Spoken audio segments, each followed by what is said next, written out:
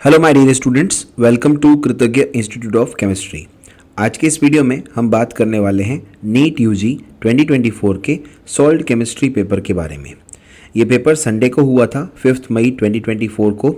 यहाँ हम वीडियो का जो पार्ट 2 है उसको डिस्कस कर रहे हैं, जिसमें हम सेक्शन ए के क्वेश्चन नंबर 71 से लेके क्वेश्चन नंबर 85 तक डिस्कस करेंगे। यहाँ हम पेपर का कोड Q6 डिस्कस करने वाले हैं। इस वीडियो में जो क्वेश्चन नंबर 71 से लेके क्वेश्चन नंबर 85 तक जो क्वेश्चंस हैं उनके हम आंसर डिस्कस करेंगे। वो कौन से चैप्टर से पूछे गए क्वेश्चंस उनके बारे में बात करेंगे और उनका डिफ़िकल्टी लेवल क्या रहा और उनका प्रॉपर एक्सप्लेनेशन क्या है और उनका क्वेश्चन का कंसेप्चुअल क्लियरेंस कैसे है, क्या कंसेप्ट उसके साथ छुपा हुआ है, वो भी हम इसके साथ बात करेंगे। तो वीडियो बहुत ही इंटरेस्टिंग और इन्फॉर्मेटिव होने वाला है और आपके ये कंसेप्ट बहुत ही आगे काम आने वाले हैं। तो आइए वीडियो की शुरुआत करते हैं। सबसे पहला जो क्वेश्चन है क्वेश्चन नंबर 71, ये केमिकल काइनेटिक्स चैप्टर से पूछा गया एक मॉडरेट क्वेश्चन है। क्या कहता है ज़रा देखिए, इसके बारे में बात करते हैं। Which plot of ln(k) versus 1/t is consistent with Arrhenius equation. यानी कि ये क्वेश्चन ये कह रहा है कि जो आरएनएस इक्वेशन है उसके साथ अगर हम देखें तो जो ln(k) का और 1/t का कौन सा प्लॉट उसके साथ मैच करता है। तो हमारे पास 4 अलग अलग प्लॉट बना रखे हैं, जहां ln(k) को 1/t के साथ रिलेट करते हुए 4 अलग अलग ग्राफ बताए हैं। अब हमें देखना है कि इनमें से कौन सा ग्राफ है जो आरएनएस इक्वेशन के अकॉर्डिंग करेक्ट है। ओके, तो आइए पहले इसका करेक्ट आंसर देखते हैं और फिर हम उसके एक्सप्लेनेशन की बात करते हैं। इस क्वेश्चन का जो सही आंसर है वो है ऑप्शन नंबर 4, यानी जो फोर्थ ऑप्शन में ln(k) का 1/t के साथ जो ग्राफ बना रखा है वो बिल्कुल सही है। अब देखते हैं ये आया कैसे। तो देखिए स्टूडेंट्स, सबसे पहले हम जानते हैं कि आरएनएस इक्वेशन क्या होती है। k = a e⁻−ea/RT। यहाँ हम इस इक्वेशन का जब लॉग ले लेंगे तो वो हो जाएगा ln(k) = ln(a−ea/RT)। लेट्स से इसको हम इक्वेशन 1 नाम दे देते हैं। अब इस इक्वेशन 1 को हम straight line equation y = c + mx के साथ जब कंपेयर करते हैं तो एक पॉजिटिव इंटरसेप्ट और एक नेगेटिव स्लोप ऑब्टेन होता है, right. So on comparing equation 1 with straight line equation y = c + mx we get a positive intercept and a negative slope. ठीक है, अब आगे देखिए। इसका मतलब हुआ कि जब हम ln(k) का 1/t के साथ जब एक स्ट्रेट लाइन वाला ग्राफ देखते हैं तो उसमें नेगेटिव स्लोप आना चाहिए -ea/r और पॉजिटिव इंटरसेप्ट आना चाहिए ln(a), और ये दोनों चीज़ें इंटरसेप्ट ln(a) जो कि पॉजिटिव है और स्लोप जो कि नेगेटिव है -ea/r, ये हमको ऑप्शन नंबर 4 वाला जो ग्राफ है ln(k) का 1/t के साथ उसमें नज़र आ रही हैं। तो हम ये कह देंगे जो क्वेश्चन नंबर 71 है उसका करेक्ट आंसर है ऑप्शन 4। ओके स्टूडेंट्स, चलिए अब हम आगे बात करते हैं क्वेश्चन नंबर 72 की। क्वेश्चन नंबर 72 एक मैचिंग बेस्ड क्वेश्चन है जो कि एक मॉडरेट क्वेश्चन है जो कि ऑक्सीजन कंटेनिंग कंपाउंड से पूछा गया है। इस क्वेश्चन में लिस्ट 1 में जो आपके पास कुछ रिएक्शंस दे रखी हैं और वहीं लिस्ट 2 में उन रिएक्शंस में जो रिएजेंट्स या जो कंडीशंस यूज्ड हो रही हैं उनकी बात की गई है। तो आइए दोनों लिस्ट को देखते हैं और फिर देखते हैं कि इनका सही आंसर और उसका एक्सप्लेनेशन क्या होगा।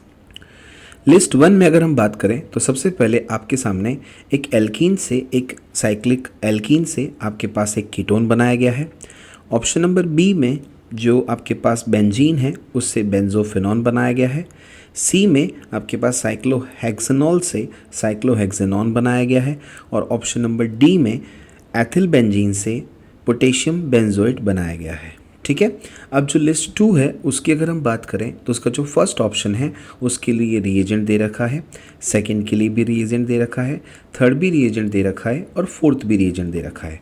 तो आप देख सकते हैं लिस्ट 1 में आपके पास डिफरेंट रिएक्शंस हैं और लिस्ट 2 में आपके पास डिफरेंट कंडीशंस हैं। अब ये क्वेश्चन क्या कह रहा है, choose the correct answer from the option given below. आपको जो ऑप्शन दे रखे हैं उसमें से करेक्ट आंसर को, करेक्ट ऑप्शन को सेलेक्ट करना है। ठीक है, पहला ऑप्शन कह रहा है कि ए का 4, बी का फर्स्ट, सी का थर्ड और डी का सेकंड होगा।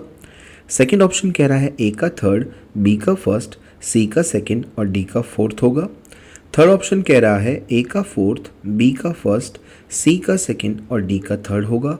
और फोर्थ ऑप्शन कह रहा है ए का फर्स्ट, बी का फर्स्ट, सी का सेकंड और डी का थर्ड होगा। अब देखते हैं इसका सही आंसर और सही एक्सप्लेनेशन क्या होगा। इस क्वेश्चन का सही आंसर है थर्ड। आइए उसका एक्सप्लेनेशन देखते हैं। सबसे पहले हम एक एक करके सारी रिएक्शंस की बात करें। सबसे पहले देखिए रिएक्शन जो ए में दे रखी है, तो ए में कहा गया है जो फर्स्ट रिएक्शन है reductive ozonolysis of alkene in which carbonyl compounds are formed. यानी पहली रिएक्शन में एल्कीन का रिडक्टिव ओजोनोलाइसिस हो रहा है जहाँ से कार्बोनिल कंपाउंड का फॉर्मेशन होता है। ठीक है, इसलिए जो फोर्थ है वो करेक्ट रिएजेंट होगा। तो देखिए आपने एक एल्कीन लिया जिसमें आपने ओजोन के साथ रिएक्शन कराई, फिर जिंक H2O लेके आपने रिडक्टिव ओजोनोलाइसिस कराया और यहाँ से आपके पास साइक्लोहेक्सेनॉन एक कीटोन ऑब्टेन हो गया। राइट, तो जो फर्स्ट है ए रिएक्शन, लिस्ट ए के अंदर जो ए रिएक्शन है उसका करेक्ट रिएजेंट होगा फोर्थ। ठीक है, अब आइए नेक्स्ट रिएक्शंस को देखते हैं और उनके रिएजेंट्स की बात करते हैं। लिस्ट 2 की जो बी वाली रिएक्शन है, अगर हम उसकी बात करें तो जो सेकेंड रिएक्शन है वो है फ्रिडल क्राफ्ट एसाइलेशन रिएक्शन। और फ्रिडल क्राफ्ट एसाइलेशन रिएक्शन के लिए जो करेक्ट रिएजेंट है वो है फर्स्ट। कैसे? जो आपके पास रिएक्टेंट दे रखा है वो है बेंजीन और बेंजोइल क्लोराइड, उसके साथ हम एनाइट्रस AlCl3 एक लुईस एसिड लेंगे, फ्रिडल क्राफ्ट एसाइलेशन रिएक्शन होगी यहाँ पर और बेंजोफिनॉन का फॉर्मेशन होगा। ठीक है, तो इस तरह से जो लिस्ट 1 के अंदर जो बी रिएक्शन है उसका सही मैचिंग का रिएजेंट होगा फर्स्ट। ठीक है, चलिए अब आगे देखते हैं हम। अब है सी रिएक्शन, जो थर्ड रिएक्शन है उसमें क्या हो रहा है, सेकेंडरी अल्कोहल ऑक्सीडाइज्ड हो रहे हैं। अब हम सभी जानते हैं कि सेकेंडरी अल्कोहल जब ऑक्सीडाइज्ड होते हैं तो वहाँ से कीटोन का फॉर्मेशन होगा और इसके लिए आपको एक माइल्ड ऑक्सीडाइजिंग एजेंट चाहिए जैसे कि CrO3। ठीक है, तो जो थर्ड रिएक्शन है उसमें सेकेंडरी अल्कोहल का ऑक्सीडेशन हो रहा है कीटोन में और वो हो रहा है CrO3 जैसे माइल्ड ऑक्सीडाइजिंग एजेंट की प्रेजेंस में। ठीक है, अब आगे देखिए।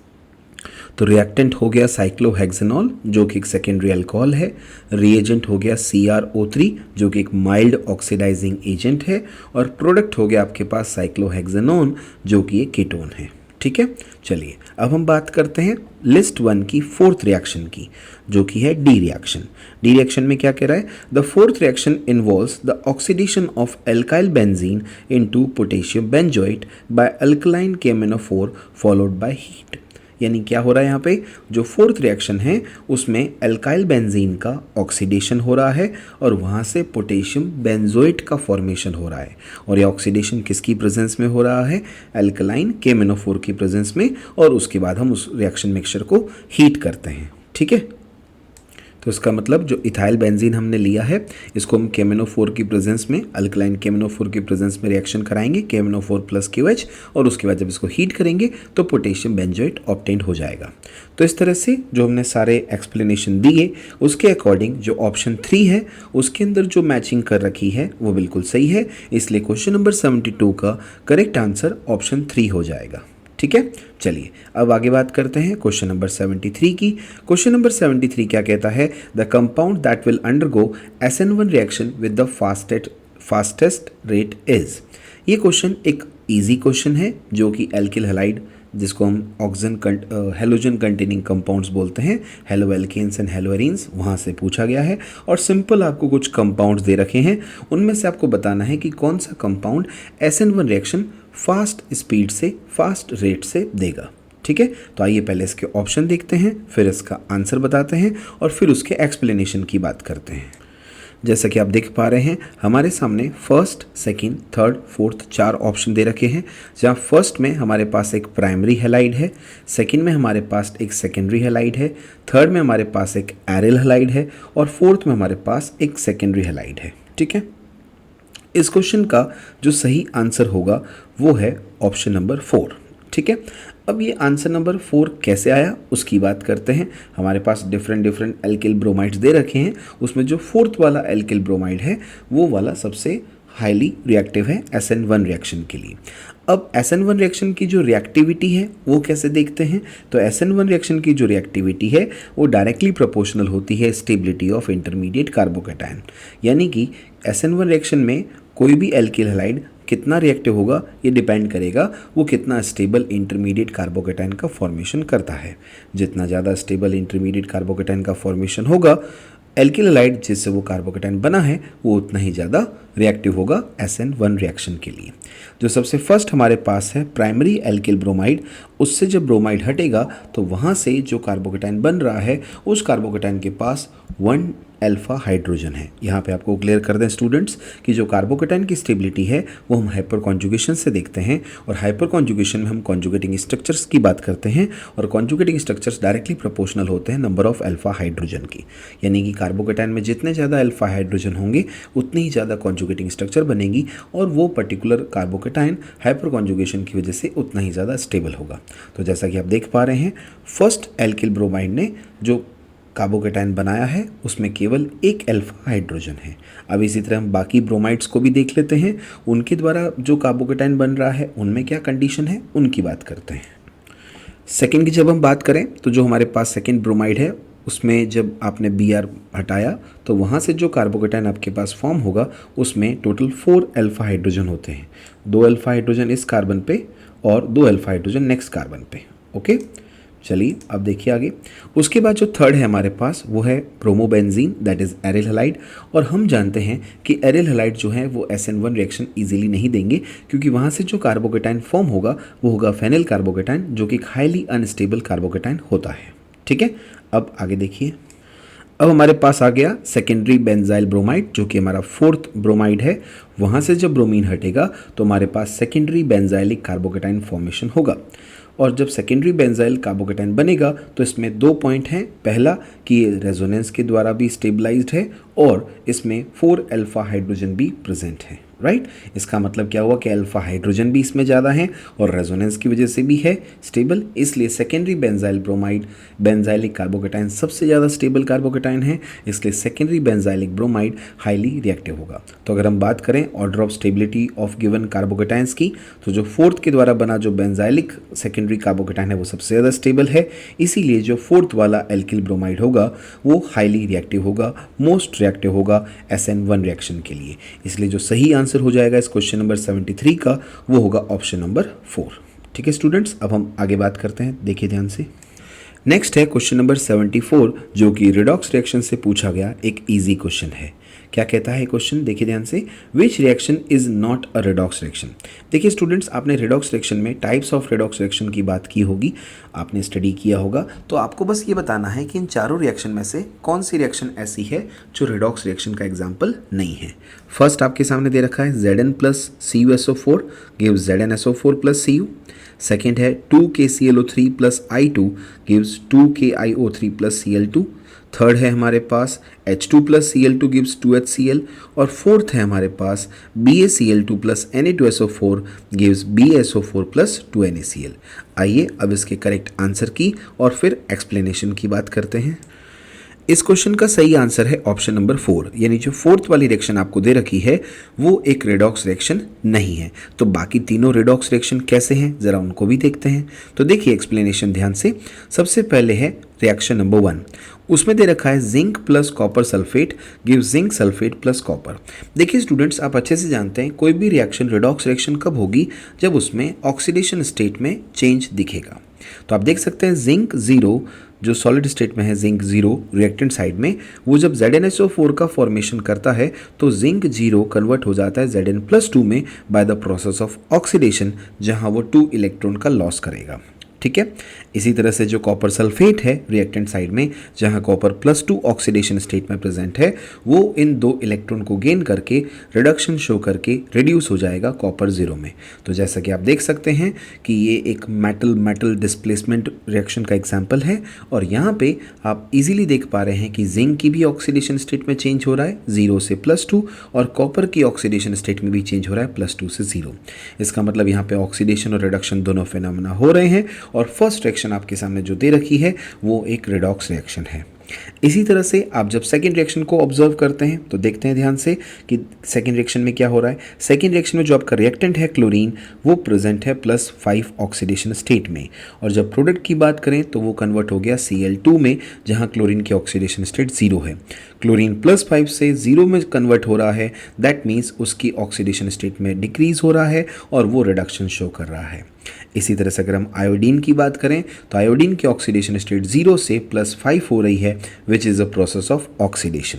तो क्लोरीन का हो रहा है रिडक्शन, आयोडीन का हो रहा है ऑक्सीडेशन। इसका मतलब जो सेकेंड रिएक्शन है वो एक रेडॉक्स रिएक्शन का एग्जाम्पल है। ठीक है, आइए अब नेक्स्ट रिएक्शन की बात करें।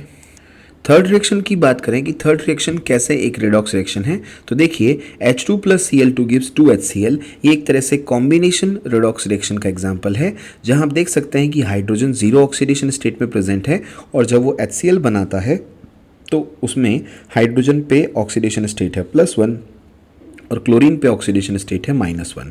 तो हाइड्रोजन 0 से जब +1 ऑक्सीडेशन स्टेट में कन्वर्ट हो रहा है तो उसका ऑक्सीडेशन हो रहा है, जबकि क्लोरीन जो है वो 0 से -1 ऑक्सीडेशन स्टेट में जब जा रहा है तो उसमें रिडक्शन हो रहा है। तो इस तरह से हमने क्या देखा स्टूडेंट्स कि रिएक्शन 1, 2 और 3 जो रिडॉक्स रिएक्शन है जहां oxidation state of element change हो रहा है। तो फोर्थ रिएक्शन में ऐसा क्या हुआ कि वो एक रेडॉक्स रिएक्शन नहीं है, तो देखिए ध्यान से फोर्थ रिएक्शन की बात करते हैं। फोर्थ रिएक्शन में जो BaCl2 और Na2SO4 है, इनकी अगर हम बात करें तो बेरियम का ऑक्सीडेशन स्टेट है +2, क्लोरीन का है -1, सोडियम का है +1 और सल्फेट पूरे पे चार्ज है -2। ठीक है, और यहाँ अगर हम देखें प्रोडक्ट साइड में तो बेरियम का चार्ज यहाँ पे भी ऑक्सीडेशन स्टेट +2 है, सल्फेट पे चार्ज यहाँ पे भी ओवरऑल -2 है, सोडियम पे चार्ज +1 है ऑक्सीडेशन स्टेट, और क्लोरीन की ऑक्सीडेशन स्टेट -1 है। तो इस तरह से हमने देखा कि फोर्थ रिएक्शन जो है वो एक रेडॉक्स रिएक्शन नहीं है। क्यों नहीं है? क्योंकि यहाँ पे किसी भी एलिमेंट की ऑक्सीडेशन स्टेट में चेंज नहीं हुआ, जबकि ऑक्सीडेशन स्टेट किसी एलिमेंट की चेंज होनी चाहिए, चाहे एक की हो या एक से ज़्यादा एलिमेंट की हो, लेकिन ऑक्सीडेशन स्टेट में जब तक चेंज नहीं होगा तब तक वो रिएक्शन रेडॉक्स रिएक्शन कंसिडर नहीं होगी। तो फोर्थ रिएक्शन जो है, जो एक डबल डिस्प्लेसमेंट रिएक्शन का एग्जांपल है, एक प्रेसिपिटेशन रिएक्शन का एग्जांपल है जहां बेरियम सल्फेट का वाइट प्रेसिपिटेट फॉर्म हो रहा है, वो एक रेडॉक्स रिएक्शन नहीं है। तो यहाँ से हमें एक कंसेप्ट भी ध्यान रखना है कि डबल डिस्प्लेसमेंट रिएक्शन जैसे कि प्रेसिपिटेशन रिएक्शन होती है वो रेडॉक्स रिएक्शन का एग्जांपल नहीं है। क्यों नहीं है? क्योंकि वहाँ पे किसी भी एलिमेंट के ऑक्सीडेशन स्टेट में कोई चेंज नहीं हो रहा है, इसलिए ऑप्शन 4 इस क्वेश्चन का सही आंसर होगा। ठीक है, चलिए अब आगे बात करते हैं नेक्स्ट क्वेश्चन की। नेक्स्ट है क्वेश्चन नंबर 75, जो कि हाइड्रोकार्बन चैप्टर से पूछा गया एक थ्योरेटिकल और इजी क्वेश्चन है। क्या कहता है जरा देखिए। Given below are the 2 statements. आपके सामने 2 स्टेटमेंट दे रखे हैं। स्टेटमेंट 1 क्या कहता है? The boiling point of 3 isomeric pentanes follows the order pentane, isopentane and neopentane. Statement 1 में ही कह रहा है कि आपके पास जो पेंटेन के 3 आइसोमर्स होते हैं, जो 3 आइसोमेरिक पेंटेन्स होते हैं, उनके बॉइलिंग पॉइंट का ऑर्डर कुछ इस तरह से है, जिसमें पेंटेन सबसे ज़्यादा, आइसोपेंटेन उससे कम और नियोपेंटेन सबसे कम। अब स्टेटमेंट 2 क्या कह रहा है? When branching increases the molecules attains a shape of sphere. This results in a small surface area for contact, due to which the intermolecular forces between the spherical molecules are weak, thereby lowering the boiling point. यानी statement 2 ये कह रहा है कि जब भी branching होती है किसी भी कंपाउंड में, तो उस कंपाउंड में, उस मॉलिक्यूल में एक स्फीयर का शेप आ जाता है। इस वजह से सरफेस एरिया जो कांटेक्ट के लिए अवेलेबल है वो डिक्रीज़ हो जाता है, स्मॉलर हो जाता है, जिस वजह से इंटरमॉलिक्यूलर फोर्सेस जो स्फेरिकल मॉलिक्यूल्स के बीच में अप्लाई होते हैं वो वीक हो जाते हैं। और इस तरह से जब इंटरमॉलिक्यूलर फोर्स जो एग्जर्ट हो रहे हैं वो वीक हो गए, उस वजह से बॉइलिंग पॉइंट भी डिक्रीज हो जाएगा, लोअर हो जाएगा। अब क्या कह रहा है देखिए। In the light of the above statements choose the most appropriate answer from the option given below.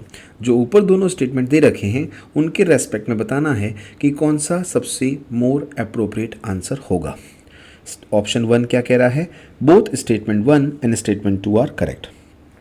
आइए अब इसके आगे वाले जो बाकी के ऑप्शन हैं उनको भी देख लेते हैं, फिर हम सही आंसर की और सही एक्सप्लेनेशन की बात करते हैं। स्टेटमेंट 2 क्या कह रहा है? Both statement 1 and statement 2 are incorrect. Statement 3 कह रहा है statement 1 is correct but statement 2 is incorrect. और फोर्थ कह रहा है option statement 1 is incorrect but statement 2 is correct. तो इस क्वेश्चन का जो सही आंसर है वो है ऑप्शन 1, यानी कि जो स्टेटमेंट 1 है और स्टेटमेंट 2 है दोनों ही करेक्ट हैं। ठीक है, अब कैसे है, इसका एक्सप्लेनेशन क्या है, आइए इस क्वेश्चन के एक्सप्लेनेशन की बात करते हैं। देखिए, जब हम एक्सप्लेनेशन की बात कर रहे हैं तो सबसे पहले हम एल्केन के लिए जानते हैं जहां मॉलिक्यूलर मास सेम होगा, बॉइलिंग पॉइंट डिपेंड करता है ब्रांचिंग पे, राइट। जैसा कि आपको सारे जो एल्केन दे रखे हैं वो पेंटेन ही हैं, तो सभी का मॉलिक्यूलर मास सेम होगा, मॉलिक्यूलर फॉर्मूला सेम होगा, तो वहाँ बॉइलिंग पॉइंट डिपेंड करता है ब्रांचिंग पे। कैसे डिपेंड करता है, बॉइलिंग पॉइंट जो है वो ब्रांचिंग के इन्वर्सली प्रोपोर्शनल है। जितनी ज़्यादा ब्रांचेस बढ़ेंगी, जितनी ज़्यादा सब्सटीट्यूएंट्स बढ़ेंगे, उतना ही बॉइलिंग पॉइंट कम होता जाएगा। क्यों होगा, एज ब्रांचिंग इंक्रीजेज, जैसे जैसे ब्रांचिंग बढ़ती है, molecule attain the shape of A square, molecule attain the shape of A sphere, results in the smaller area of contact.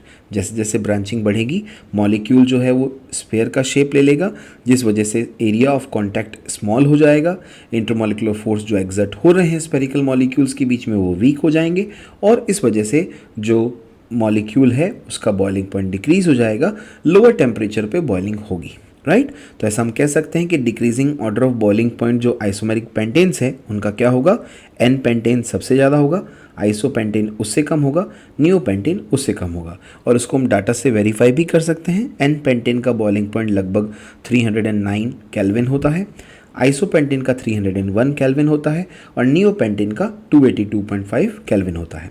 इस तरह से स्टेटमेंट 1 बिल्कुल सही है और स्टेटमेंट 2 भी बिल्कुल सही है। ओके, चलिए अब आगे बात करते हैं नेक्स्ट क्वेश्चन की। Question number 76 coordination compounds chapter से पूछा गया एक मॉडरेट क्वेश्चन है। क्या कह रहा है जरा देखिए, उसकी बात करते हैं। Given below are the two statements, आपके सामने दो स्टेटमेंट दे रखे हैं। स्टेटमेंट 1 क्या कहता है, both complex CONH3 whole 6 plus 3 and COF6 whole minus 3 complexes are octahedral but differ in their magnetic behavior. Statement 2 कह रहा है CONH3 whole 6 plus 3 is diamagnetic complex while COF6 whole minus 3 is paramagnetic. Okay, चलिए अब इसके option देखते हैं और फिर इसके सही आंसर और एक्सप्लेनेशन की बात करते हैं। तो क्वेश्चन ही कह रहा है, in the light of the above statements choose the correct answer from the option given below. जो ऊपर स्टेटमेंट्स दे रखे हैं स्टेटमेंट 1 और स्टेटमेंट 2, उनके रेस्पेक्ट में आपको बताना है कि सही आंसर क्या होगा। पहला ऑप्शन क्या कह रहा है, both statement 1 and statement 2 are true. Second कह रहा है both statement 1 and statement 2 are false. Third कह रहा है statement 1 is true but statement 2 is false. और फोर्थ कह रहा है statement 1 is false but statement 2 is true.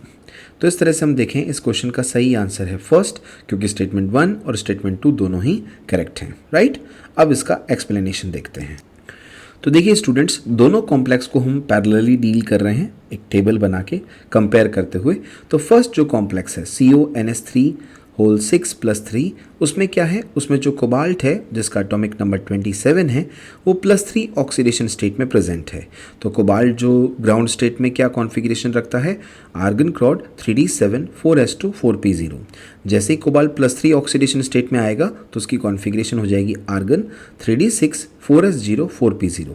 3d6 ही रहेगा क्योंकि यहाँ पे जो अमोनिया, मतलब जब अमोनिया लिगेंड की हम बात कर रहे हैं जो कि एक स्ट्रॉन्ग फील्ड लिगेंड है, तो उसकी प्रेजेंस में इलेक्ट्रॉन की पेयरिंग होगी। तो बिफोर अमोनिया जो कोबाल्ट +3 है उसके अंदर 3d6 जो होगा उसमें 4 अनपेड इलेक्ट्रॉन है, लेकिन अमोनिया एक स्ट्रॉन्ग फील्ड लिगेंड है जिसकी प्रेजेंस में इलेक्ट्रॉन की पेयरिंग होती है। तो 3d6 के जो इलेक्ट्रॉन है जब वो पेयर हो जाएंगे तो उसके बाद आपके पास अनपेड इलेक्ट्रॉन नहीं मिलेगा 3d ऑर्बिटल्स में, और 4s और 4p तो वैकेंट है। इस तरह से जो गिवन कॉम्प्लेक्स है वो डायमैग्नेटिक हो गया जिसमें d2sp3 हाइब्रिडाइजेशन होता है, राइट, और ऑक्टाइडल ज्योमेट्री होती है, और इसका जो डाइपोल मोमेंट आएगा स्पिन ओनली डाइपोल मोमेंट वो 0 आए, स्पिन ओनली मैग्नेटिक मोमेंट जो आएगा वो 0 आएगा। ओके, चलिए अब इधर देखिए दूसरी तरफ जो COF6-3 जो कॉम्प्लेक्स है इसमें कोबाल्ट +3 ऑक्सीडेशन स्टेट में है जहाँ उसकी ऑक्सीडेशन स्टेट है 3d6 4s0 4p0। सिमिलरली वहाँ जैसा था सेम कॉम्प्लेक्स कोबाल्ट +3 है तो 3d6 यहाँ पे भी होगा, यहाँ पे भी आपके पास 4 अनपेड इलेक्ट्रॉन मिलेंगे, लेकिन यहाँ पे जो फ्लोराइड है वो एक वीक फील्ड लिगेंड है और वीक फील्ड लिगेंड की प्रेजेंस में इलेक्ट्रॉन की पेयरिंग नहीं होती है, और जब इलेक्ट्रॉन की पेयरिंग नहीं होगी तो जो स्पिन ओनली मैग्नेटिक मोमेंट आएगा वो इन 4 अनपेड इलेक्ट्रॉन की वजह से आएगा विच इज़ 4.92 बोर मैग्नेटॉन। और इसीलिए जो हमारा गिवन कॉम्प्लेक्स है इसमें sp3d2 हाइब्रिडाइजेशन के साथ ऑक्टाहेड्रल ज्योमेट्री मिल रही है, राइट। तो जो हमारा कॉम्प्लेक्स है COF6 ये पैरामैग्नेटिक है, अनपेड इलेक्ट्रॉन मिल रहे हैं, जबकि जो दूसरा वाला है कॉम्प्लेक्स CONS3 ये डायमैग्नेटिक है। तो स्टेटमेंट 1 भी करेक्ट है, स्टेटमेंट 2 भी करेक्ट है, ठीक है। इसका मतलब हुआ स्टेटमेंट 1 और स्टेटमेंट 2 दोनों ही करेक्ट हैं, option 1 is the correct answer, ठीक है। चलिए अब आगे बात करें क्वेश्चन नंबर 77 की। Question number 77 chemical bonding chapter से पूछा गया एक इजी क्वेश्चन है, मैचिंग बेस्ड क्वेश्चन है। दो लिस्ट आपके पास हैं, दो कॉलम कह सकते हैं उसको, दो लिस्ट बोल सकते हैं। पहले कॉलम में पहली लिस्ट में आपके पास डिफरेंट टाइप्स ऑफ मॉलिक्यूल्स दे रखे हैं, तो दूसरी लिस्ट में आपके पास number and types of bonds जो कि दो कार्बन आइटम के बीच में प्रेजेंट है वो दे रखा है, राइट। जो लिस्ट 1 है उसमें क्या क्या है, उसमें आपके पास है A ethane, B ethene, C carbon molecule C2 and D ethyne. इसी तरह से जो लिस्ट 2 है उसमें क्या दे रखा है, फर्स्ट है 1 sigma bond and 2 pi bond, second है 2 पाई बॉन्ड, थर्ड है 1 सिग्मा बॉन्ड और फोर्थ है 1 sigma bond and 1 pi bond. बहुत ही इजी क्वेश्चन पूछा है केमिकल बॉन्डिंग चैप्टर से। आइए इसके ऑप्शन और इसके आंसर और एक्सप्लेनेशन की बात करते हैं। तो क्वेश्चन कह रहा है choose the correct answer from the option given below. Option first क्या कह रहा है, ए का फर्स्ट, बी का फोर्थ, सी का सेकंड, डी का थर्ड। सेकंड ऑप्शन कह रहा है ए का फोर्थ, बी का थर्ड, सी का सेकंड, डी का फर्स्ट। थर्ड ऑप्शन कह रहा है ए का थर्ड, बी का फोर्थ, सी का सेकंड, डी का फर्स्ट। और फोर्थ ऑप्शन कह रहा है ए का थर्ड, बी का फोर्थ, सी का फर्स्ट और डी का सेकंड। इस क्वेश्चन का सही आंसर है थर्ड। आइए उसके एक्सप्लेनेशन की बात करते हैं। देखिए स्टूडेंट्स, जो सबसे फर्स्ट मॉलिक्यूल है एथेन, जिसकी अगर हम बात करें तो उसमें carbon carbon sigma bond present है, सिंगल बॉन्ड प्रेजेंट है, इसका मतलब उसमें 1 सिग्मा बॉन्ड होगा दोनों कार्बन आइटम के बीच में। सेकेंड मॉलिक्यूल जो बी है एथीन, इसकी अगर हम बात करें तो यहाँ कार्बन कार्बन में डबल बॉन्ड प्रेजेंट है और डबल बॉन्ड के अंदर 1 सिग्मा बॉन्ड और 1 पाई बॉन्ड होता है। अगर हम बात करें सी ऑप्शन की तो उसमें C2 मॉलिक्यूल की बात की गई है और as per molecular orbital theory हम अच्छे से जानते हैं C2 मॉलिक्यूल में 2 पाई बॉन्ड होते हैं।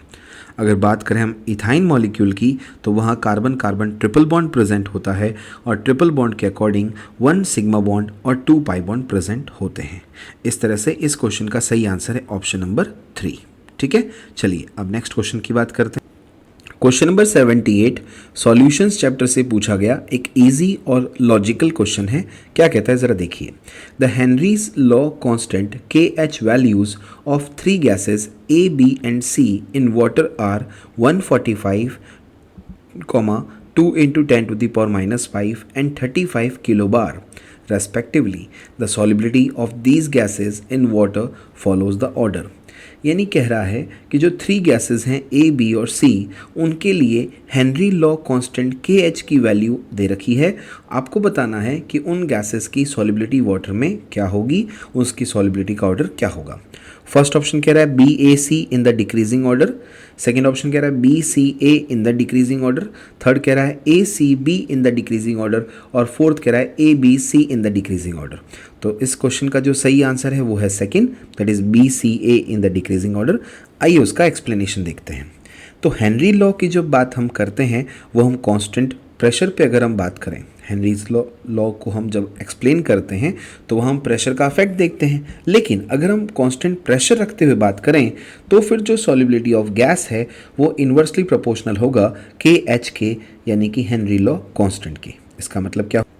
इसका मतलब ये हुआ कि एक गिवन प्रेशर पे अगर बात की जाए तो जितनी ज़्यादा वैल्यू KH की होगी उतनी ही कम solubility of gas in the liquid होगा। So at a given pressure higher the value of KH lower will be the solubility of gas in the liquid. तो decreasing order of KH value of gases क्या आ जाएगा, जैसा कि दे रखा है question में ACB। तो इस तरह से decreasing order of solubility of gas in water क्या आ जाएगा, BCA।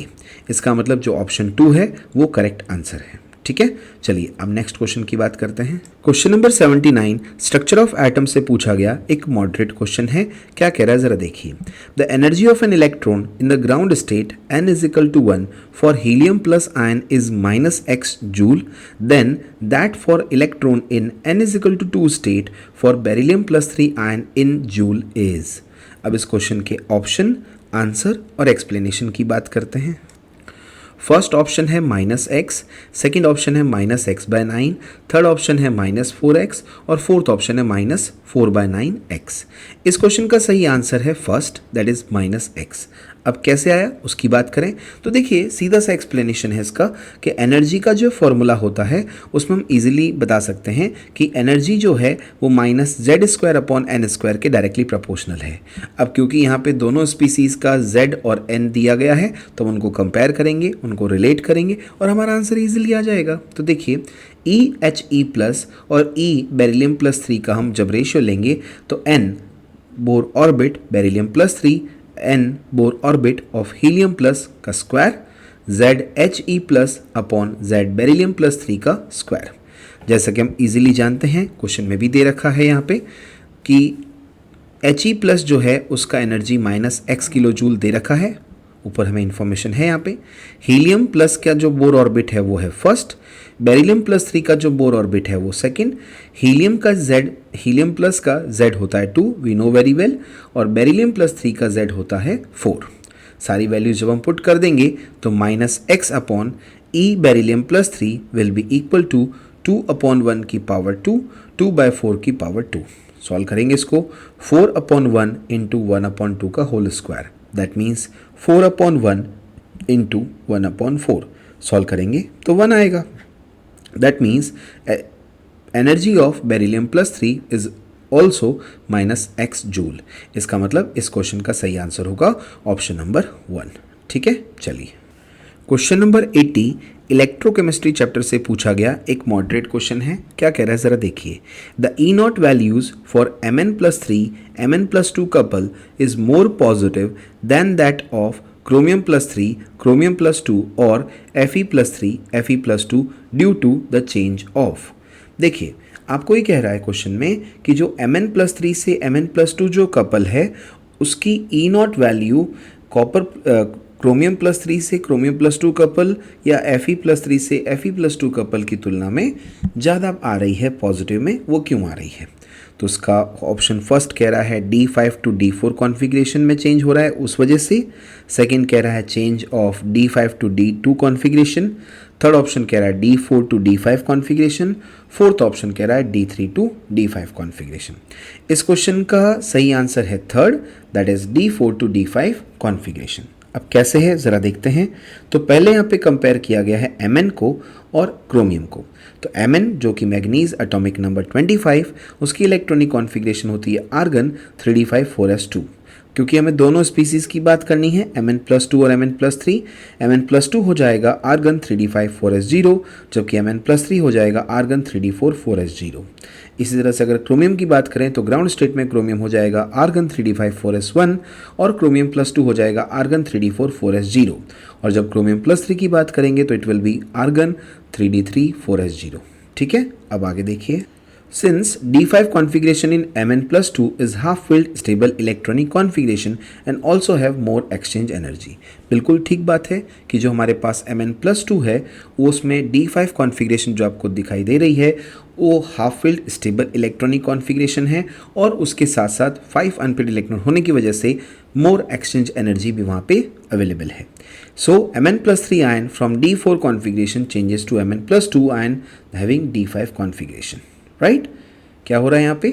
Mn जो होगा +3 से +2 इजीली कन्वर्ट हो जाएगा क्योंकि Mn+2 half filled stable electronic configuration है और एक्सचेंज एनर्जी भी वहाँ ज़्यादा अवेलेबल है। ठीक है, सो E0 Mn+3 Mn+2 is positive and also greater than Fe+3 and Cr Fe+3+2 और Cr+3+2। ठीक है, अगर हम ऑर्डर की बात करें तो देखिए E0 वैल्यूज़ ऑफ Mn+3+2 सबसे ज़्यादा होता है। E0 वैल्यू Chromium+3 Chromium+2 उससे कम होता है और Fe+3 से भी E0 वैल्यू Mn का ज़्यादा आता है। यानी कहने का मतलब E0 value of Mn+3 Mn+2 is greater chromium के कंपैरिजन में भी और Fe के रेडॉक्स कपल के कंपैरिजन में भी। ठीक है। So option 3 is the correct answer, right, क्योंकि हमें Mn+2 की स्टेबिलिटी को बताना है कि वो कैसे ज़्यादा है। यहाँ पे एक बात ध्यान रखें स्टूडेंट्स, जब भी आप रेडॉक्स कपल की बात करें तो जो रिड्यूस्ड स्पीसीज़ है अगर वो ज़्यादा स्टेबल है तो आपका रेडॉक्स कपल पॉजिटिव आएगा। जैसे कि आप देख सकते हैं Mn+2 जो रिड्यूस्ड होने के बाद बना है that species is more stable, इसलिए आपका रेडॉक्स जो ऑक्सीडेशन पोटेंशियल है, जो भी रिडक्शन पोटेंशियल है, वो E0 वैल्यू जो आ रही है वो पॉजिटिव आ रही है। अगर आपके पास +3 species that is oxidised form अगर मोर स्टेबल होता तो यहाँ पोटेंशियल नेगेटिव आता, राइट। इसलिए ध्यान रखेंगे इस कंसेप्ट को कि Mn+3 Mn+2 पोटेंशियल पॉजिटिव क्यों है, क्योंकि Mn+2 जो कि रिड्यूस्ड फॉर्म है वो ज़्यादा स्टेबल है, राइट। इस क्वेश्चन का तो करेक्ट आंसर होगा ऑप्शन 3। आइए नेक्स्ट क्वेश्चन की बात करते हैं। Next question number 81 biomolecule chapter से पूछा गया एक इजी और स्ट्रेट फॉरवर्ड क्वेश्चन है। क्या कह रहा है जरा देखिए, the reagents with which glucose does not react to give corresponding test और products are। हमें बताना है कि जो ग्लूकोज है वो कौन कौन से मॉलिक्यूल्स के साथ या कौन कौन से टेस्ट के साथ रिएक्शन नहीं करता है, कौन कौन से रिएजेंट्स के साथ रिएक्शन नहीं देता है, राइट। आपके पास जो ऑप्शंस दे रखे हैं, ए टॉलरेंस रिएजेंट, बी शिफ्ट reagent, c HCN, d NH2OH and d NaHSO3। We have to choose the correct option from the option given below। जो करेक्ट आंसर हमें गिवन ऑप्शन में से बताना है। फर्स्ट ऑप्शन है b and c, second option है a and d, third option है b and e, fourth option है ई एंड डी। इस क्वेश्चन का जो सही आंसर है वो है third, that is b and e, यानी जो शिफ्ट रिएजेंट है और NaHSO3 है उसके साथ ग्लूकोज रिएक्ट नहीं करता है। तो एक बार सारी रिएक्शंस देख लेते हैं, प्रॉपर एक्सप्लेनेशन की बात करते हैं। देखिए, जब हम एक्सप्लेनेशन की बात करें तो कहाँ कहाँ रिएक्शन है और कहाँ कहाँ नहीं है ग्लूकोज की, वो सारी बातें करते हैं। देखिए, सबसे पहले ग्लूकोज की बात करें टॉलरेंस रिएजेंट के साथ तो ग्लूकोज जो है वो सिल्वर मिरर देता है। जब ग्लूकोज की बात करें सिर्फ रिएजेंट के साथ तो इसे यहाँ कोई रिएक्शन देखने को नहीं मिलती है। जब ग्लूकोज की रिएक्शन HCN के साथ कराई जाती है तो साइनोहाइड्रिन का फॉर्मेशन होता है। जब ग्लूकोज की रिएक्शन हाइड्रोक्सिल अमीन NH2OH के साथ कराई जाती है तो ऑक्सिम का फॉर्मेशन होता है। और जब ग्लूकोज की रिएक्शन NaHSO3 के साथ कराई जाती है तो यहाँ कोई रिएक्शन देखने को नहीं मिलती है। Hence the aldehyde group although being present in the glucose but it does not give शिफ्ट टेस्ट। इसका मतलब है कि ग्लूकोज में एल्डिहाइड ग्रुप प्रेजेंट है फिर भी वो जो है शिफ्ट टेस्ट नहीं देता है।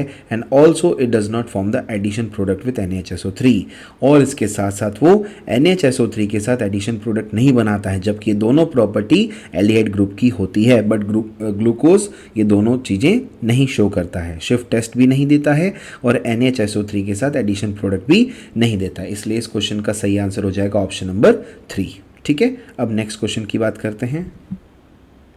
क्वेश्चन नंबर 82 कोऑर्डिनेशन कंपाउंड से पूछा गया एक मॉडरेट क्वेश्चन है जहां आपको मैचिंग टाइप क्वेश्चन पूछा गया है, जहाँ पे 2 कॉलम है। लिस्ट 1 में आपके पास डिफरेंट टाइप्स ऑफ कॉम्प्लेक्स की बात की गई है, तो लिस्ट 2 में आपके पास उन कॉम्प्लेक्सेस के द्वारा कौन से टाइप का आइसोमेरिज्म शो किया जाता है उनकी बात कर रहे हैं। तो अगर हम लिस्ट 1 की बात करें तो हमारे पास 4 कॉम्प्लेक्स दे रखे हैं और लिस्ट 2 में हमारे पास डिफरेंट टाइप्स ऑफ आइसोमर्स हैं, जैसे कि फर्स्ट में दे रखा है सॉल्वेट, सेकंड में दे रखा है लिंकेज, थर्ड में दे रखा है आयोनाइजेशन और फोर्थ में दे रखा है कोऑर्डिनेशन, ठीक है। क्वेश्चन क्या पूछ रहा है, choose the correct answer from the option given below. आपके पास फर्स्ट ऑप्शन दे रखा है ए का सेकंड, बी का थर्ड, सी का फोर्थ, डी का फर्स्ट। सेकंड दे रखा है ए का फर्स्ट, बी का थर्ड, सी का फोर्थ, डी का सेकंड। थर्ड का दे रखा है ए का फर्स्ट, बी का फोर्थ, सी का थर्ड, डी का सेकंड। और फोर्थ का दे रखा है ए का सेकंड, बी का फोर्थ, सी का थर्ड, डी का फर्स्ट, ठीक है। अब हम इस क्वेश्चन के सही आंसर और सही एक्सप्लेनेशन की बात करते हैं।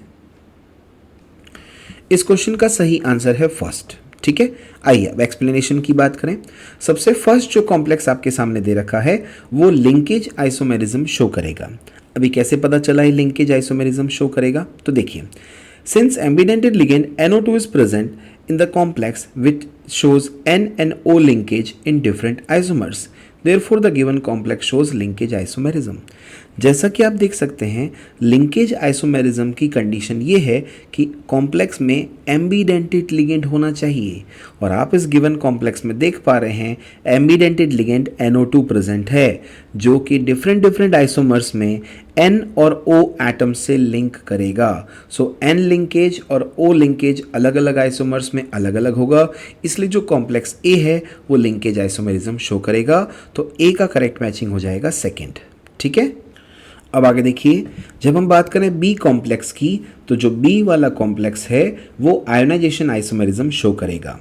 कोऑर्डिनेशन कंपाउंड्स जिसमें कॉम्प्लेक्स कैटायन और सिंपल एनायन होता है वो आयोनाइजेशन आइसोमेरिज्म शो करते हैं क्योंकि आइसोमर्स में डिफरेंट आयंस मिलेंगे आफ्टर आयोनाइजेशन। तो जो हमारा कॉम्प्लेक्स है इसमें आप देखिए इस कॉम्प्लेक्स में पहले अभी काउंटर आयन के फॉर्म में ब्रोमाइड है तो दूसरे आइसोमर में काउंटर आयन के फॉर्म में सल्फेट होगा। दोनों कंपाउंड्स डिफरेंट आयंस देंगे आयोनाइजेशन के बाद और ये कॉम्प्लेक्स कैटायन और simple anion kind of isomer kind of complex compound है, इसीलिए ये आयोनाइजेशन आइसोमेरिज्म देगा। सो बी का करेक्ट मैचिंग हो जाएगा थर्ड। इसी तरह हम आगे बात करें सी कॉम्प्लेक्स की तो सी वाला कॉम्प्लेक्स कोऑर्डिनेशन आइसोमेरिज्म शो करेगा। अब कोऑर्डिनेशन आइसोमेरिज्म कैसे हम बताते हैं, देखिए तो coordination compounds having complex cation and complex anion shows coordination isomerism which arises from the interchange of ligands between the cationic and anionic entities of different metal ion present in the complex। जो coordination compounds में complex cation और complex anion दोनों present होते हैं वहीं पे coordination isomerism arise होता है। क्यों होता है ये? क्योंकि मेटल के और लिगेंड का एक्सचेंज यहाँ पे हो जाएगा कैटायनिक और एनायनिक स्पीसीज के बीच में। ठीक है, चलिए अब आगे बात कर। फोर्थ जो है डी कॉम्प्लेक्स वो सॉल्वेट आइसोमेरिज्म शो करेगा क्योंकि जो कोऑर्डिनेशन कंपाउंड जिसमें वाटर मॉलिक्यूल प्रेजेंट होगा वो लिगेंड्स के फॉर्म में हाइड्रेट आइसोमेरिज्म या सॉल्वेट आइसोमेरिज्म शो करेगा जहां आइसोमर्स में different number of water molecule present होंगे as a ligand and in the crystalline form. ठीक है, so the coordination compounds in which water molecule is always present in the form of ligands always shows hydrate or solvate isomerism in which the isomers have different number of water molecules as a ligand and in the crystalline form। ठीक है, तो D की correct matching हो जाएगी first. तो इस तरह से जो ए बी सी डी है उनकी हमने करेक्ट मैचिंग देखी, उसके हिसाब से करेक्ट आंसर इस क्वेश्चन का होगा ऑप्शन नंबर 1। ठीक है, चलिए अब आगे बात करते हैं। Question number 83 periodic table chapter से पूछा गया एक इजी क्वेश्चन है। क्या कह रहा है देखिए, arrange the following elements in the increasing order of first ionisation enthalpy lithium, beryllium, boron, carbon and nitrogen and choose the correct answer from the option given below. First option कह रहा है lithium, beryllium, boron, carbon, nitrogen in the increasing order. Second कह रहा है lithium, boron, beryllium, carbon, nitrogen in the increasing order. Third कह रहा है lithium, beryllium, carbon, boron and nitrogen in the increasing order. और फोर्थ कह रहा है lithium, beryllium, nitrogen, boron, carbon in the increasing order. इस क्वेश्चन का सही आंसर है सेकेंड। ठीक है, अब आइए इसके एक्सप्लेनेशन की बात करें। सबसे पहले तो देखिए स्टूडेंट्स के जो सारे एलिमेंट्स दे रखे हैं ये सब के सब सेकेंड पीरियड के एलिमेंट्स हैं और सेकेंड पीरियड के एलिमेंट्स का जो करेक्ट इंक्रीजिंग ऑर्डर होता है फर्स्ट आयनाइजेशन एंथैल्पी का वो क्या होता है, लिथियम सबसे कम होता है, फिर बोरोन उससे ज़्यादा, बेरिलियम उससे ज़्यादा, कार्बन उससे ज़्यादा और नाइट्रोजन उससे ज़्यादा। अब इसको हम समझने के लिए उनकी इलेक्ट्रॉनिक कॉन्फ़िगरेशन को देख सकते हैं। लिथियम की कॉन्फ़िगरेशन है 2s1 जहाँ से इलेक्ट्रॉन को निकालना बहुत आसान है। बोरोन की इलेक्ट्रॉनिक कॉन्फ़िगरेशन होती है 2s2 2p1 जहाँ से निकालने में थोड़ी सी एनर्जी ज़्यादा लगेगी। बेरिलियम जो कि 2s2 कॉन्फ़िगरेशन रखता है, पेनिट्रेशन पावर भी ज़्यादा है, उसकी आईपी और ज़्यादा आएगी। कार्बन 2s2 2p2 है, अफेक्टिव न्यूक्लियर चार्ज बढ़ गया यहाँ पे आईपी और बढ़ेगी। और नाइट्रोजन में 2s2 2p3 half field stable electronic configuration और हाई अफेक्टिव न्यूक्लियर चार्ज होने की वजह से उसका आईपी सबसे ज़्यादा आएगा। तो आप देख सकते हैं इनके आईपी की वैल्यू से भी बात समझ में आ रही है जो कि किलो जूल पर मोल में दे रखी है। लिथियम के लिए आईपी सबसे कम है 520, बोरोन का 801, बेरिलियम का 899, कार्बन का 1086 और नाइट्रोजन का 1402 इन किलो जूल पर मोल। इसका मतलब हो गया जो इस क्वेश्चन का करेक्ट आंसर है वो है ऑप्शन नंबर 2। ठीक है, अब आगे देखिए। अब बात करते हैं हम क्वेश्चन नंबर 84 की, जो कि मोल कंसेप्ट से some basic concepts of chemistry से पूछा गया एक डिफ़िकल्ट क्वेश्चन है। डिफ़िकल्ट इन द सेंस कि इसमें कैलकुलेशन इन्वॉल्व है, थोड़ा सा टाइम आपको उसमें लग जाएगा और उसमें कॉन्सेप्चुअल क्लियरेंस भी आपका होना ज़रूरी है। तो अच्छा क्वेश्चन है जो कि नीट के एग्ज़ाम में पूछा गया। आइए इसको ध्यान से समझते हैं क्या कह रहा है ये। तो क्वेश्चन नंबर 84 क्या कह रहा है, 1 gram of sodium hydroxide was treated with 25 ml of 0.75 m HCl solution. The mass of sodium hydroxide left unreacted is equal to. देखिए इसमें क्या कह रहा है, सोडियम हाइड्रोक्साइड की आप रिएक्शन HCl सॉल्यूशन के साथ कराते हो। तो सोडियम हाइड्रोक्साइड एक बेस है, HCl सॉल्यूशन एक एसिड है, बेस और एसिड रिएक्शन करेंगे। सोडियम हाइड्रोक्साइड को आपको दे रखा है क्वांटिटी 1 ग्राम, राइट। और HCl के साथ जब आप रिएक्शन करा रहे हो तो वहाँ आपको 25 ml सॉल्यूशन और 0.75 m उसकी मोलैरिटी दे रखी है। अब जैसा कि क्वेश्चन में कहा गया है कि मास of sodium hydroxide left unreacted, यानी सोडियम हाइड्रोक्साइड का कुछ मास इस HCl सॉल्यूशन के साथ रिएक्शन करेगा और कुछ मास बच जाएगा। तो जितना मास बच जाएगा जो अनरिएक्टेड होगा वो कितना होगा हमें बताना है। इसके लिए आपके पास ऑप्शन है, option number 1 750 milligram, option number 2 250 milligram, option number 3 0 milligram, option number 4 200 milligram. इस क्वेश्चन का सही आंसर है 2, दैट इज 250 मिलीग्राम। अब ये कैसे आया, आइए पूरी कैलकुलेशन को समझते हैं, कॉन्सेप्ट को पूरा अच्छे से क्लियर करते हैं। देखिए सबसे पहले अगर हम बात करें मोलैरिटी ऑफ HCl सॉल्यूशन कैसे लिखेंगे, तो मोलैरिटी ऑफ HCl हो जाएगा mass of HCl upon molar mass of HCl 1000 upon volume of HCl in ml, right. तो मास ऑफ HCl हमें कैलकुलेट करना है तो वो हो जाएगा molarity of HCl into molar mass of HCl into volume of HCl in ml upon 1000। Molarity आपको दे रखी है 0.75, mass of molar mass of HCl हम अच्छे से जानते हैं 36.5, वॉल्यूम ऑफ HCl क्वेश्चन में दे रखा है 25। इस तरह से जब आप इसको 1000 से डिवाइड कर देंगे ये आ जाएगा WHCl विल बी 0.684 ग्राम, ठीक है। अब देखिए आगे, the balanced chemical equation between NaOH and HCl is represented as follows. जब HCl की और NaOH की रिएक्शन होगी तो कैसे होगी, तो HCl जब NaOH के साथ रिएक्शन करेगा NaCl प्लस वाटर बनेगा। आप ध्यान से देखिए स्टूडेंट्स, इस रिएक्शन की जो केमिकल स्टोकियोमेट्री है वो है 1111, यानी कि एज पर chemical stoichiometry of above balanced chemical equation it is clear that 1 mole of HCl will react with 1 mole of NaOH। तो HCl अगर रिएक्शन कर रहा है NaOH के साथ तो 1 मोल दोनों का रिएक्शन करेगा, ठीक है। जब 1 मोल रिएक्शन होगा, स्टोकियोमेट्री 1 है, इसका मतलब ये हो गया कि 36.5 ग्राम ऑफ HCl रिएक्शन करेगा 40 ग्राम ऑफ NaOH के साथ, क्योंकि HCl का मोलर मास 36.5 होता है जबकि NaOH का मोलर मास 40 ग्राम होता है। अगर हम बात करें HCl की, तो HCl का अगर 1 ग्राम रिएक्शन करता है तो NaOH का कितना ग्राम रिएक्शन करेगा, it will be 40 upon 36.5 gram of NaOH। So 0.684 gram of HCl will react with 40 upon 36.5 into 0.684, that is 0.750 gram of NaOH, ठीक है। इसका मतलब ये हो गया कि एक्चुअल में जब HCl की और NaOH की रिएक्शन होगी तो NaOH कितना रिएक्ट करेगा, कितना कंज्यूम होगा, 0.750 ग्राम ऑफ NaOH, ठीक है। चलिए, तो अमाउंट ऑफ लेफ्ट NaOH कितना हो जाएगा, कितना NaOH अनरिएक्टेड बच जाएगा, तो 1 ग्राम आपने लिया था, 0.750 ग्राम रिएक्शन हो चुकी है, तो 0.250 ग्राम आपके पास अनरिएक्टेड रह जाएगा, जिसको हम अगर मिलीग्राम के फॉर्म में लिखें तो वो हो जाएगा 250 मिलीग्राम। इसलिए इस क्वेश्चन का सही आंसर हो जाएगा ऑप्शन नंबर 2, ठीक है। चलिए अब हम आगे बात करते हैं क्वेश्चन नंबर 85 की। तो देखते देखते हम आ गए इस वीडियो के लास्ट क्वेश्चन पे, विच इज़ क्वेश्चन नंबर 85। ये इक्विलिब्रियम चैप्टर से पूछा गया एक मॉडरेट क्वेश्चन है जो कि केमिकल इक्विलिब्रियम से पूछा गया है। क्या कह रहा है क्वेश्चन, ज़रा देखिए। For the reaction 2A gives B plus C, Kc is equal to 4 into 10 to the power minus 3. At a given time, the composition of the reaction mixture is A is equal to B is equal to C, which is equal to 2 into 10 to the power minus 3m. Then which of the following is correct? ठीक है, आपके सामने एक equation दे रखी है, reversible reaction दे रखी है, जिसके लिए इक्विलिब्रियम कांस्टेंट Kc की वैल्यू भी दे रखी है। किसी पर्टिकुलर टाइम पे ऐसा बताया गया है कि जो रिएक्शन मिक्सचर है उसमें A, B और C की कंसंट्रेशन इक्वल है और वो है 2 into 10 to the power minus 3m। अब आपको बताना है कि कौन सा जो रिलेशन है, कौन सा जो स्टेटमेंट है ऑप्शन के फॉर्म में वो करेक्ट है। आइए इसके ऑप्शन देखते हैं, फिर इसका आंसर और एक्सप्लेनेशन की बात करते हैं।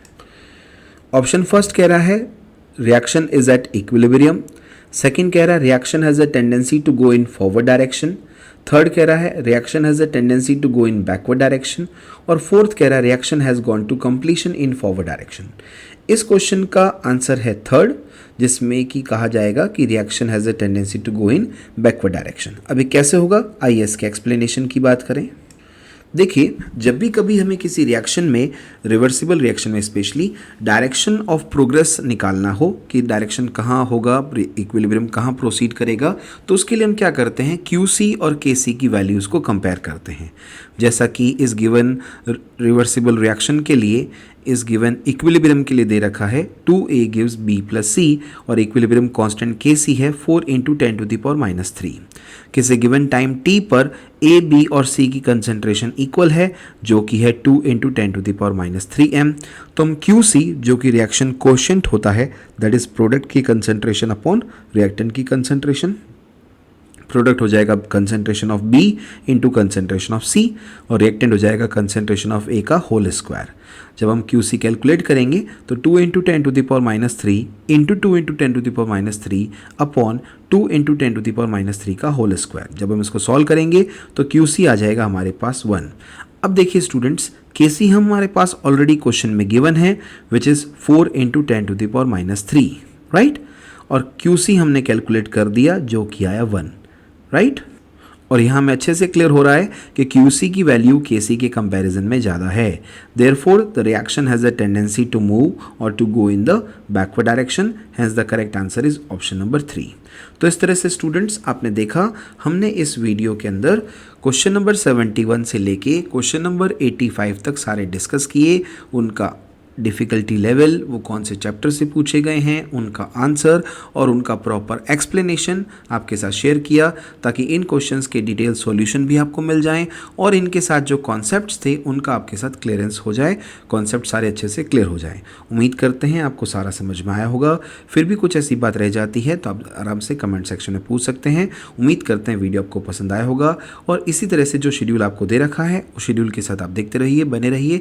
जैसा शेड्यूल बता रखा है उस शेड्यूल के अकॉर्डिंग रात को 9 बजे दिए गए शेड्यूल के अकॉर्डिंग जो भी प्रीवियस ईयर क्वेश्चन पेपर हैं केमिस्ट्री के एज पर द शेड्यूल वो अपलोड किए जाएंगे। Okay students, thank you very much.